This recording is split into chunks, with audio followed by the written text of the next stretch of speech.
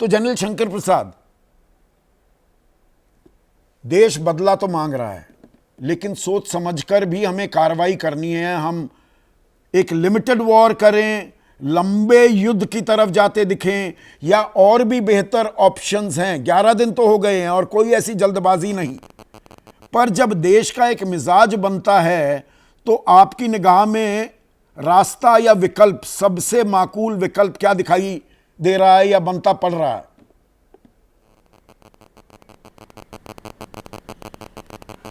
आपके सीधे सवाल में सीधा जवाब देना मैं समझता हूं सही रहेगा।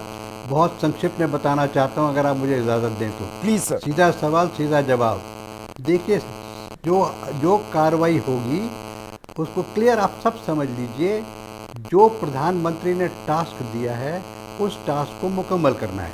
प्रधानमंत्री ने क्या टास्क दिया है? प्रधानमंत्री ने ये कहा है कि टेररिस्ट जो हैं उनको ख़त्म कीजिए और उनके जो बैकर्स हैं उनको ख़त्म कीजिए, उनको मिट्टी में मिला दीजिए। टास्क बिल्कुल क्लियर है आपको। अब इस टास्क को कंप्लीट करने के लिए पूरा देश एक साथ जुट गया है। जितनी संस्थाएं हैं भारत सरकार की वो सब जुट गई हैं, अपना अपना काम कर रही हैं। फौज अपना काम कर रही है, आर्मी नेवी एयरफोर्स, जो हमारी फॉरेन मिनिस्ट्री वो अपना काम कर रही है, कम्युनिकेशन मिनिस्ट्री अपना काम कर रही है, फाइनेंस मिनिस्ट्री, सब मिनिस्ट्री, सब जितने भी हैं इंटेलिजेंस ऑर्गेनाइजेशन सब अपना अपना काम कर रही है। अब सवाल ये है कि हमें टारगेट दिख रहा है ना। टारगेट कौन कौन है? सीधे सवाल सीधा जवाब। टारगेट है टेररिस्ट जो लाइन ऑफ कंट्रोल पर थे, उनको तो काफ़ी हद तक वहाँ से तितर-बितर कर ही दिया है। पिछले 10-12 दिन में वो तितर-बितर हो चुके हैं। वहाँ पे रोज़ पाकिस्तानी उनको पर फायर कर रहा है, तो पाकिस्तान ने उनको लाइन ऑफ कंट्रोल को एक्टिव करके नहीं, इसमें जनरल साहब एक सेकंड के लिए आपको रोकूंगा। वो आतंकवादी तितर बितर कर दिए, पर वो 4 आतंकवादी जिन्होंने बैसरण में इस वहशियाना, इस कायराना हरकत को अंजाम दिया, वो कहाँ हैं? वो तो अभी तक पता नहीं लगा। 11 दिन हो गए, वो आतंकी कहाँ खो गए? एक मिनट, अगर आप मुझे जरा सा जवाब सुन लीजिए प्लीज। जी जी। तो आपने बीच में एक और सवाल जोड़ दिया, 4 आदमी कहाँ गए? ये 4 आदमी भी अब बच के नहीं जा सकते। ये इनको चारों तरफ से घेराबंदी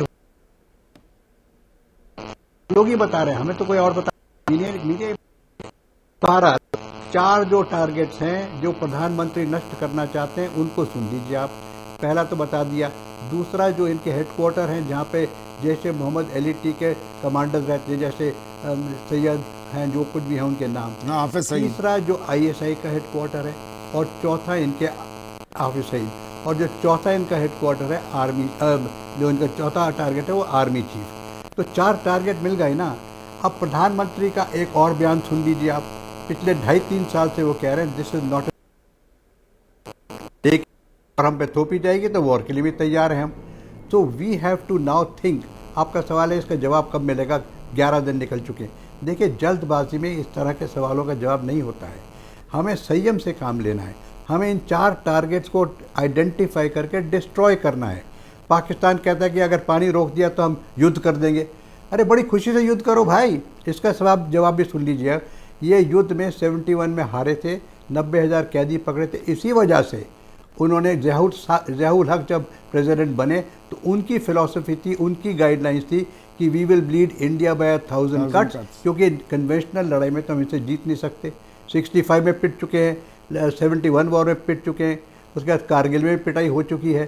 तो इनको पता है कि भारत सेना के संग टैंक वर्सेस टैंक लड़ाई नहीं हो सकती। फुल फेजल लड़ाई करेंगे तो 90,000 प्रिजनर ये फिर पकड़ लेंगे हमारे। तो वो तो करें ना करें, ज़ियाउल हक बताकर गए जो है ना, उस पर ये मुकम्मल करते हैं। और एक बात समझ लीजिए ज़ियाउल हक की बात, जो इनके मुनीर साहब है ना, वो भी एक कट्टर जिहादी हैं। उनकी आपको शायद पता होगा कि जो उनकी पढ़ाई है वो शुरू में मदरसा में हुई है, और उसके बाद वो वाहिद इकलौते ऐसे सेना अध्यक्ष हैं पाकिस्तान के जिनको पूरी कुरान कंठस्थ है। हाफिज कुरान भी कहते हैं उन्हें, मुल्ला मुनीर भी अब नाम दिया गया है। जी, तो एक जी बिल्कुल। तो इसमें देखिए ना, एक बात समझ लीजिए आप ज़रा, और कि उस समय ज़ियाउल हक ने ये ऑर्डर दिया था कि रेगुलर एजुकेशन की ज़रूरत नहीं है अफसर बनने के लिए। अगर आप मदरसे में पढ़े हैं उसके बाद आप फ़ौज एज एन ऑफिसर ज्वाइन कर सकते हैं। उनको वो लोग कहते थे नॉन इंग्लिश स्पीकिंग ऑफिसर, और वो बाद में अपनी सेना की सिखलाई वकलाई से और बाकी अफसर बन जाते थे। तो ये बात जब की थी, और आज ये 56 साल के चीफ हैं, ये उसी टाइम के भर्ती हैं, उसी टाइम के भर्ती हैं जो ज़ियाउल हक साहब ने एक पॉलिसी निकाली थी वहाँ पे। और जो आज के सीनियर ऑफिसर्स हैं उनमें आर्मी चीफ, उनके लेफ्टिनेंट जनरल, उनके ब्रिगेडियर्स वगैरह इसी स्ट्रीम से आए हुए हैं। तो ये देख लीजिए जिहादी लोग हैं जिनकी सारी टीम जिहादी बन गई है अब, बिकॉज और ये जिहादी कन्वेंशनल वॉर क्या लड़ेंगे हमसे। तो ये जो बकवास की बात करते हैं कि हम अरे युद्ध करो ना, युद्ध करोगे तो 90,000 फिर हमारे यहाँ आके बैठा दोगे। तो that is a different point. अब आपका सवाल जो एंड में मैं लास्ट बात बताना चाहता हूँ कि ये कब होगा और कैसे होगा।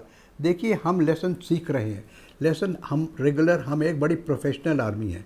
हम लेसन सीखते हैं यूक्रेन में क्या हो रहा है, हम लेसन सीखते हैं गाज़ा में क्या हो रहा है। जिस तरह से चुन चुन के वहाँ मारा जाता है, गाज़ा ने ईरान के अंदर जाके एक उनका जो लीडर था हमास को, उसको एक सिंगल बॉम्ब से मार दिया। उसके पहले एक और उनके जनरल साहब थे, सुलेमान की क्या नाम था उनका, उनको एक सड़क पे जा रहे थे वहाँ मार दिया। तो आज की तारीख में बहुत बदलाव आ गया लड़ाई में। आप बालाकोट की बात करेंगे, आप उरी की बात करेंगे, बालाकोट और उरी के बीच में भी आज के साथ 4-5 साल तो गुजर चुके हैं ना। इन 4-5 साल में संदीप जी टेक्नोलॉजी बहुत आगे चल पड़ी है। आज की टेक्नोलॉजी पिछले 3 साल से ज़्यादा कहीं बढ़ चुकी है। आज की तारीख में एक चीज़ कहलाती है आर्टिफिशियल इंटेलिजेंस, एक चीज़ कहलाती है कि जो नए नए यंत्र हैं, जो नए नए हथियार आए हैं, और सबसे बड़ा हथियार जो हमारे पास पाकिस्तान के अंदर है वो ये है उनका खुद का टेररिज्म, उनकी खुद की बलूच की संग प्रॉब्लम, उनकी खुद की अफगानिस्तान के प्रॉब्लम। और वो तो खुद कह रहे हैं कि 90,000 लोग हमारे मारे गए बिकॉज ऑफ टेररिस्ट इंसिडेंट्स। तो वो टेररिस्ट जो वहाँ पर बैठे हैं वो क्या इन्हीं को वही तो हमारा काम मुकम्मल नहीं कर देंगे कहीं। और आपने ये भी सुना, आप ही के जरिए सुनता हूँ, आप ही के मीडियम के जरिए सुनता हूँ कि 54,000 कोई और मिलिटेंट्स कहीं से उनके यहाँ घुस कर आ गए, बलूचिस्तान से, अफगानिस्तान से, जाने कहाँ से आए। तो ये जो लोग हैं ये भी एक हमारा ही हथियार जिनको वो पाकिस्तान के तो आपका ये कहना है जवाब तो दिया जाएगा और वो सैन्य जवाब ही होगा।